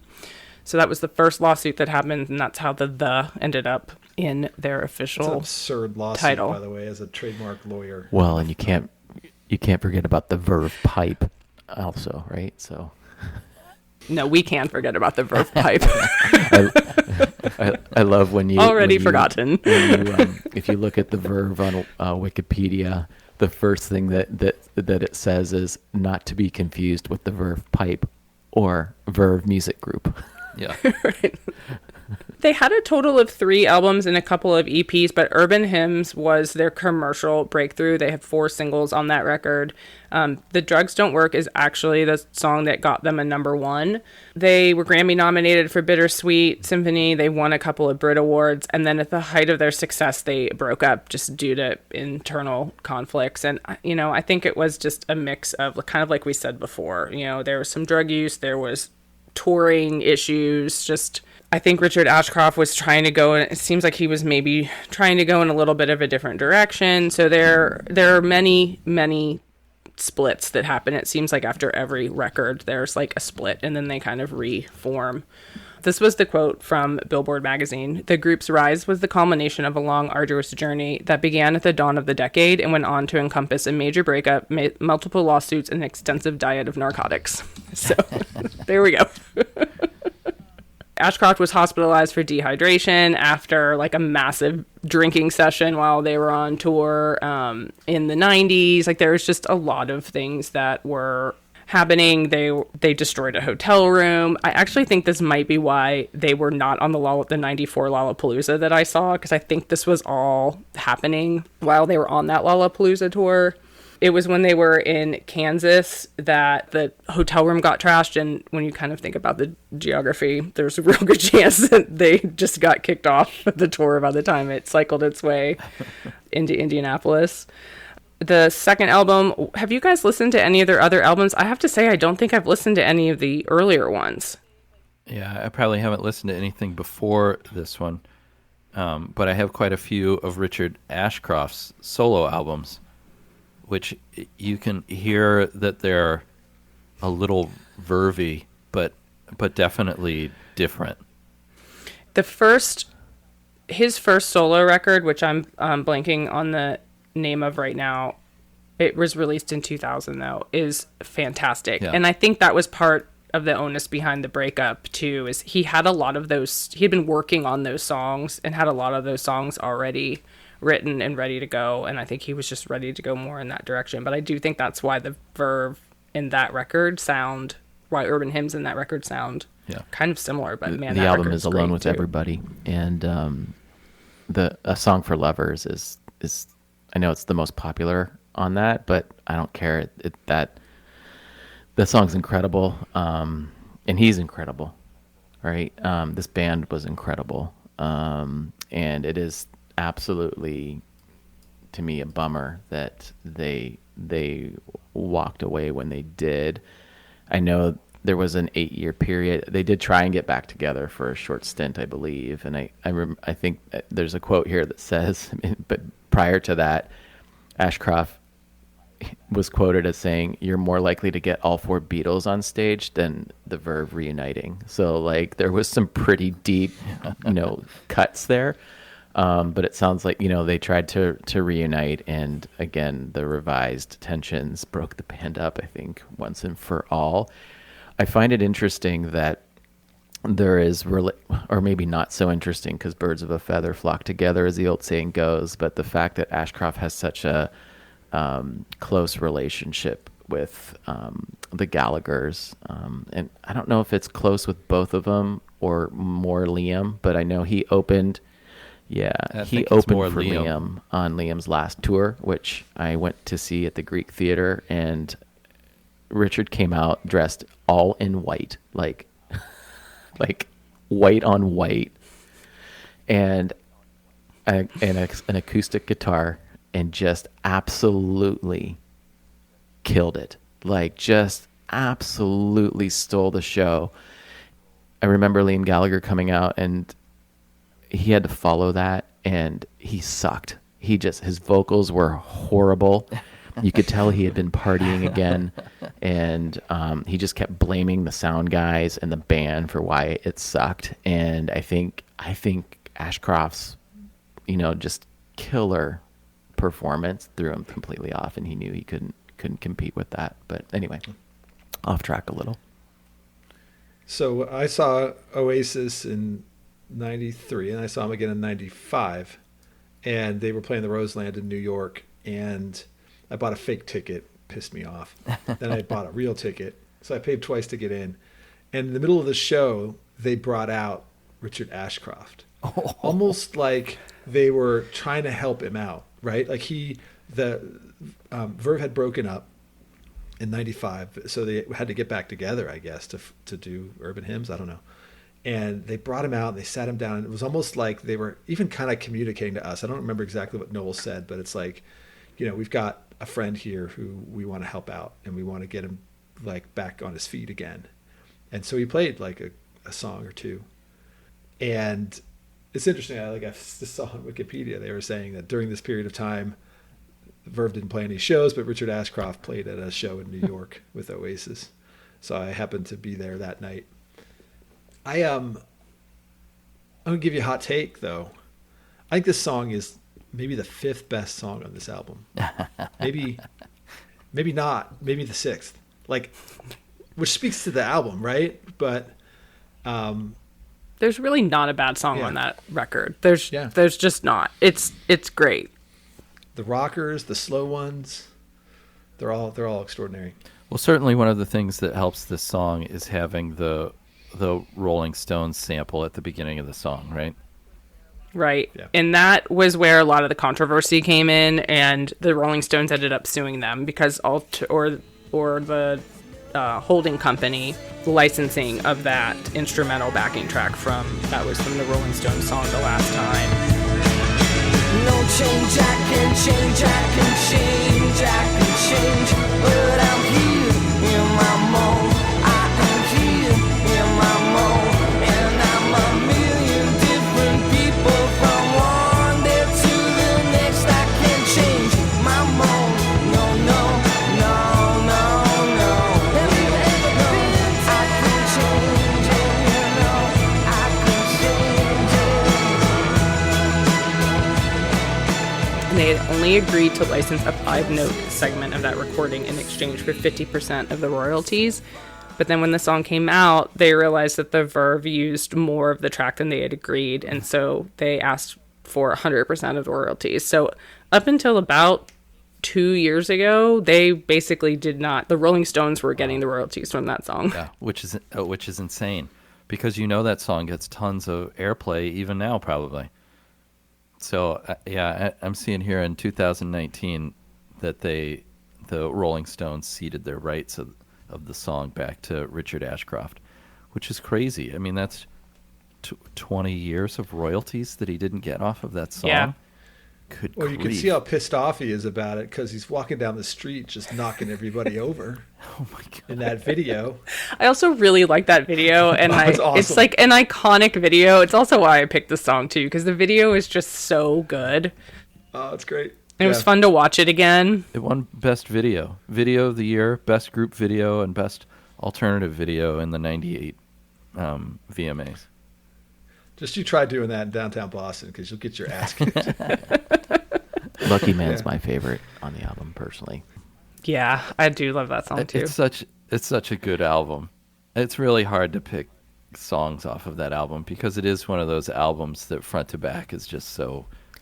Yeah, that's so why I say good. I think you're the winner of this episode with the best pick. best 3 picks and best pick. So you've won 2 awards. Yeah. Oh, well, there you go. I don't. Yeah, have we're to done. do We're my- running I long don't anyway. have to do my 3 So songs yeah. then. So we're just gonna cut Newell's right, segment out, even though it's his theme. Well, that makes it easier for me. I don't even have to pick songs now. I'd pick the theme every time, and then just let you guys pick 9 songs, and then I'll just sit here and kibitz the whole time, and it's perfect. No, come on. All right, well, you're up. I know. Here we go. All right, everybody, buckle up because this is going to be a ride. Are you guys ready? I'm ready. This is going to be crazy. So 2 of my 3 bands are from Canada. My first one is going to be the Unicorns, and the song is called I Was Born a Unicorn. And I will completely admit that really I hadn't heard of this band until this week. I was trying to find things maybe as obscure as I could that were still things that would make it onto a playlist of mine. So discovering the Unicorns has been kind of fun because it is kind of a fun album. And the song I Was Born a Unicorn is just kind of it's kind of a crazy little song. It's kind of a lo-fi indie rock kind of song. And I think one of the things that made it so comfortable for me is it almost feels like a They Might Be Giants kind of song, or it's got kind of this crazy feel and vibe to it. And the whole album has kind of this weird up and down where some of the songs are really kind of these fun little songs, and then some of the other songs are are a little more, take themselves a little more seriously. So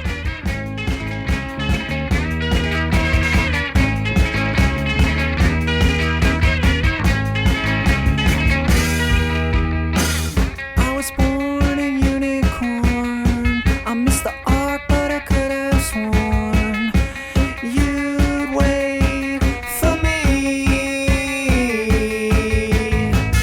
I was born a unicorn. I could have sworn you believed in me.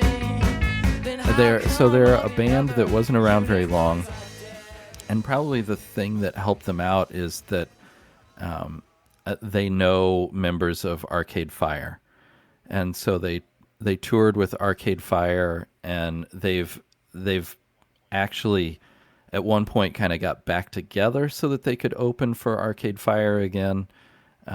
So undoubtedly, I'm sure they would probably dispute it, but that's probably one of the things that helped them get a little bit of success is opening for Arcade Fire. Richard Reed Perry actually had some contributions to some of their tracks, but I was actually familiar with this band. They weren't that. I mean, I'm sure they're obscure for some, but I mean, they've opened for the Decemberists, Hot Hot Heat. You mentioned Arcade Fire. I think they kind of came out in that little pocket of time in the early 2000s, right? When they definitely fall into that kind of genre of music. Right. And they're a fun band. I'd totally forgotten about them, and I actually think I got turned on to them because of Arcade Fire. I thought it was a kind of an out of left field pick just to kind of pull back in. I'm like, oh yeah, and I actually kind of knew this band. So Pride of Montreal. So there you go. That's my first pick, the Unicorns. I thought this was great. Oh, you're back. You're back.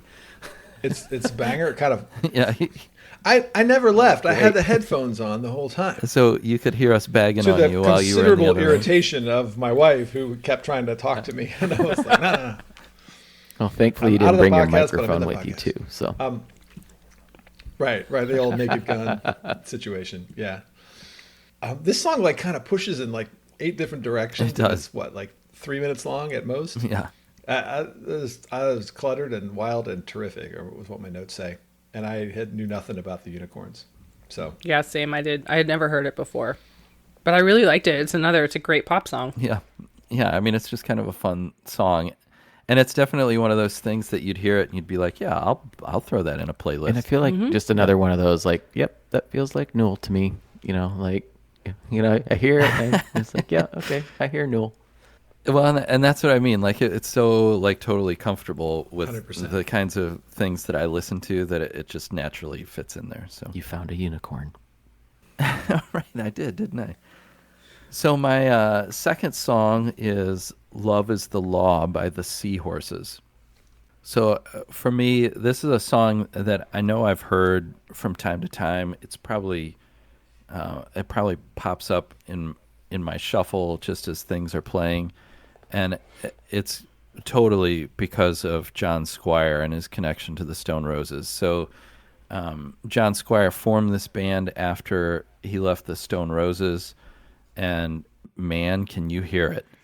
It sounds like John Squire. I mean, earlier we were talking about those distinct sounds that you have from members of bands, and John Squire is one of those. And so you can totally hear it in this song.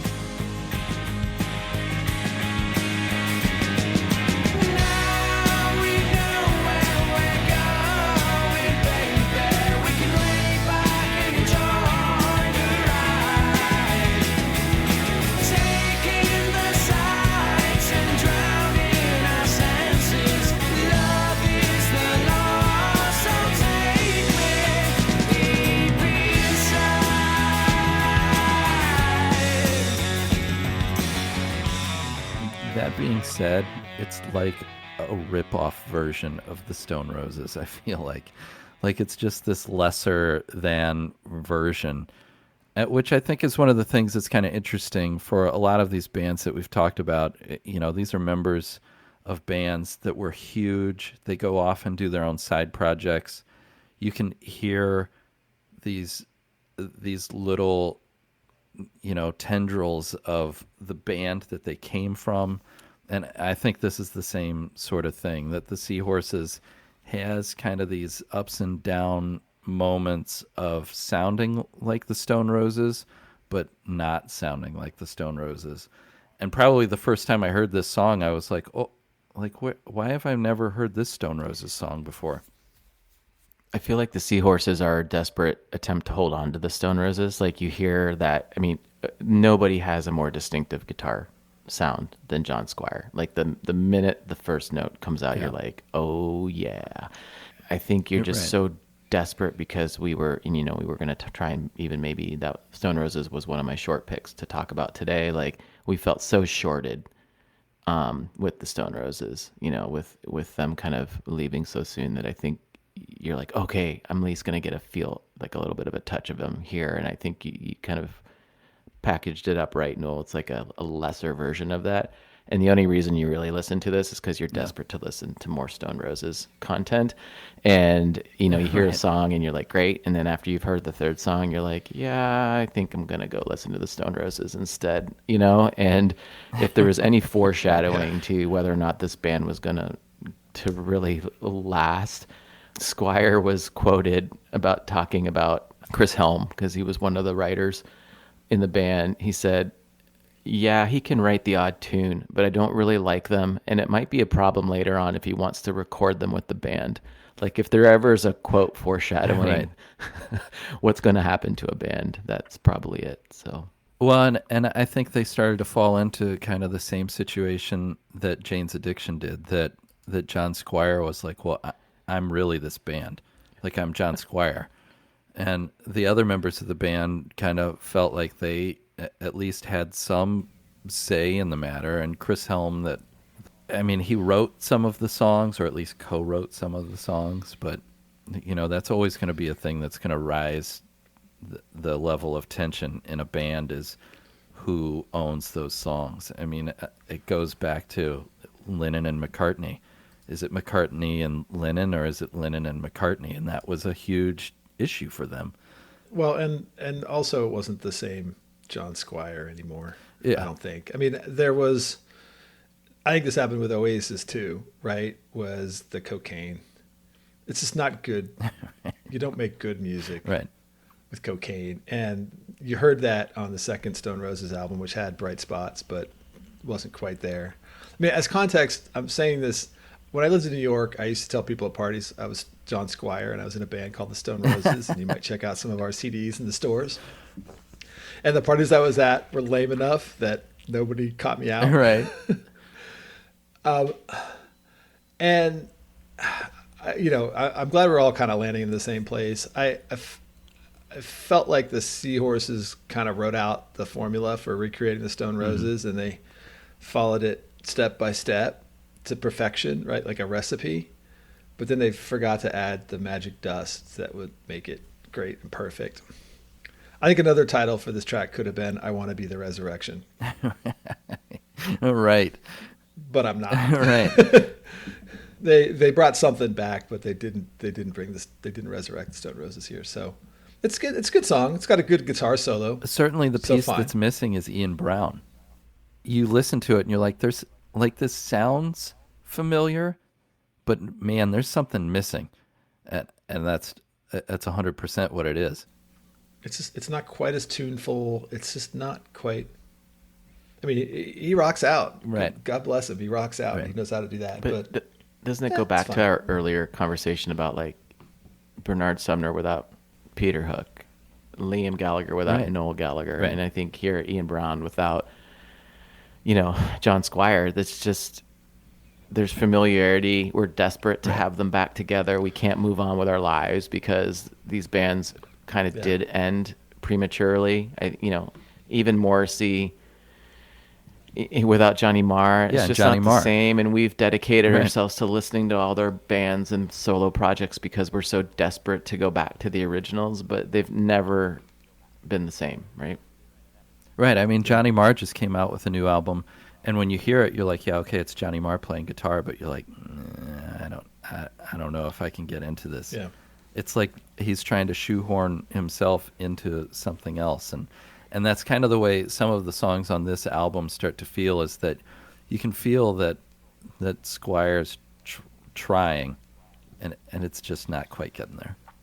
It's hard. I mean, they made one of the best albums. It's my favorite album of all time, Yeah. The Stone Roses, and that was their first try. So like, right now you got to live up to that. Right, it's pretty brutal. Right. Of course, they're never going to live up Right. to that. Did Johnny Rotten do the best after leaving all his band and still like being like really good? Like I just wonder, like Carlos Picks again, like I don't necessarily think about the Sex Pistols. I love PIL and it was great, and I don't like it wasn't like I needed Sid Vicious or any of those other guys to listen to John Lydon, and even maybe Richard Ashcroft is just as good without the rest of his mates. I don't know. I think you're forgetting about "We'll Make Great Pets" by Porno for Pyros. I actually love that song. I did kind of like Porno Yeah, for I like it Pyros. too. Actually, I like that song a lot. Tahitian Moon. I think you could make that argument though about like New Order and Joy Division. It's obvious where they came from, but at least those first couple New Order albums. Yeah, but are Pete was in them, incredible, right? so- Peter Hook was still there, right? And it's what's after he left that it wasn't Yeah. the same to me. And it's one of those interesting things too, and there are things that happen to bands that are of their own making, and certainly a number of these bands that we've talked about today broke up because of their own creative differences. But I think it's interesting too, where you have bands that have something tragic happen to them, they lose a member, and they try to go on, and so that's a different situation because there hasn't been a creative issue in that band. It's just that something terrible happened and they tried to move on. And some bands have been able to do that. I think the most notable band that I can think of off the top of my head that hasn't been able to do that was In Excess. I mean, they lose Michael Hutchins and boom, done. Well, when you go to American Idol-esque format to find your next lead singer, that's not ending well. No, and that was kind of an interesting experiment. I remember watching that show because it was a different take on kind of those vocal contest shows. And you could see, like, man, they were really trying to figure out how to make that work. You get down to the end of it and they didn't have the secret sauce anymore. And it's just not going to work. I think it's pretty rare that you see bands that have something tragic like that happen that are then able to go on and reincarnate themselves into something that still works. Aside from like solo things, I think New Order is like that perfect example of trying to recreate. They could have kept going on as Joy Division, but it was obvious that it was not going to be Joy Division. Deep. Sorry. I was really reflecting there. Something about this theme is really like it's really like kickstarting discussion. Well, I'm glad I don't have the edit on this. 75 minutes. Thanks, Carter. guys. This will be out in 6 weeks.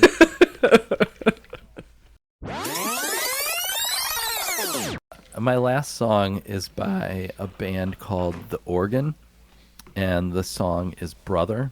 This is another song like the Seahorses that I know I've probably heard from time to time, and it's purely because of its influences, which is why it sticks in my head. The thing that's interesting about this band, another Canadian band, all women, no men in this band, which is, I think, kind of a rarity.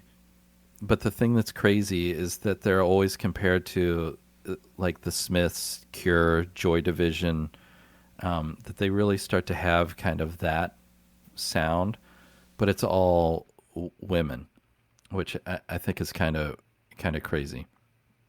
It's another one of those songs that feels so comfortable. It just kind of fits right into a playlist, and you're like, yeah, I can listen to this. And the whole album then starts to have the same feel as this song, and yeah, again, just another band and another album that just feels totally comfortable.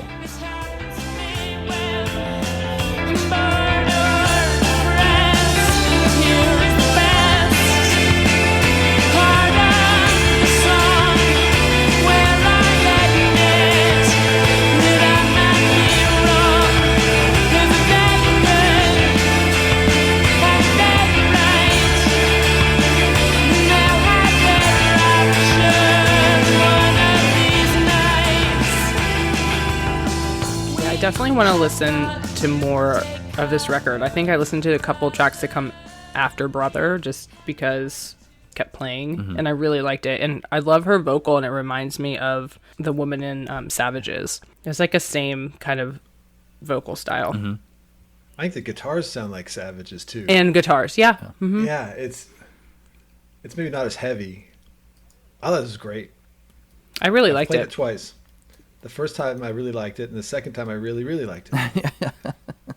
It's definitely one of those things where this song showed up in I think it was on Showtime, the L Word, so it was on that soundtrack for one of the seasons of that show, and so that's probably what helped it kind of get into a little bit of rotation, and it's probably why I've heard it play, when I've got things on shuffle, that it kind of falls in there. Certainly not all the time, but every once in a while it'll pop up and it's like, oh, like what's this? Where did this come from? I had never heard of them, and I think everybody's kind of said what needs to be said here. I mean, I'm anxious to spend a little more time. I'm programmed to just love anything that's Canadian, so obviously I'm gonna like it. But Carla, the Savages reference is a good one because it was killing me, and thank you, because I haven't listened to Savages in forever, and I freaking love that band. We'll have to talk about that at some other point, or maybe that's a grab bag edition. But no surprise. And aren't the Savages all women? Isn't that an all woman band as well? So interesting link up. But I'm pretty sure it's all women in that band as well. Yeah, I think so. We'll have to so. fact check that. But yeah. So interestingly enough, here you go, Noel. So right back to you. They were after this band, though. I mean, the Savages didn't form until 2011. Because reading about the Organ, like there was some pretty good, underground acclaim for this band, especially in the indie scene when they came on. So I think, interestingly enough, would we be surprised that we like this band? Knowing, looking at their like who their influences are, Joy Division, the Smiths. Of course we're gonna like this band. One of the goofy things that I liked when I was reading about this band is that the lead singer, Katie Sketch, her name's really Katie Ritchie, but then at one point the other members of the band were Sarah Sketch and Barb Sketch, and that they had all kind of changed their names to Sketch, and that so they all had they had started to create like this kind of crazy persona around the band, which I think for like kind of a post-punk thing, like that feels like so post-punk, right? That we saw the creation of the Sex Pistols, and here was a band that was kind of trying to kind of play around with the idea that here all the members of the band were this in kind of this collective, and so that's kind of a fun kind of crazy piece. Yeah, I love their story when reading about them, where they say the concept for the band was, let's start a band where you play an instrument that you've never played before. It was basically drunken ridiculousness. Yeah. What a premise to start a band on, but kind of fun. So there you go. Those are my 3 songs for this time around. So they were things that are kind of new to me, and things that I'm glad I'll have in the playlist to pop up from time to time. Yeah, we just added 12 terrific Yeah, songs is this to our the playlist. best 12 pack? Absolutely. They're all great. Well, I mean, we've definitely had weeks where it's up for debate as to whether we enjoy all 12 songs, but these are 12 The songs. fewest downvotes, definitely, right? But these are 12 songs. I think you could, I don't know how good of a playlist it would make. I haven't listened to all 12 this way, but you probably could take these 12 songs and say, well, here's a solid playlist. I mean, the weakest link is United States of America, and it's not weak. No. I was Yeah, waiting no, for I'm not that. being that. like I'm I accept saying that. like that to me is the weakest one, and it wasn't weak. So it's pretty incredible. So anyway, Well, and one of the things too that I don't mean to drag this out too much longer. Poor Carla. But one of the things that we talked about this past week as we were trying to pick songs is once you start looking around, especially once we kind of broadened the topic into bands that broke up once they hit their peaks, there's all sorts of stuff that's out there that you can start to pull from. And there are all sorts of songs that we've talked about today. There are all sorts of songs that we've talked about during the week that probably could have made this list. Just know that we're saving them for a future episode. well, How are we going to wind this down? here you go. You never, it's like Ferris always said, life moves pretty fast. If you don't stop and look around once in a while, you could miss it. Bye. Okay. And scene. Ending with a non sequitur is actually not a Wait bad for idea. it. Just You're still here? Go home.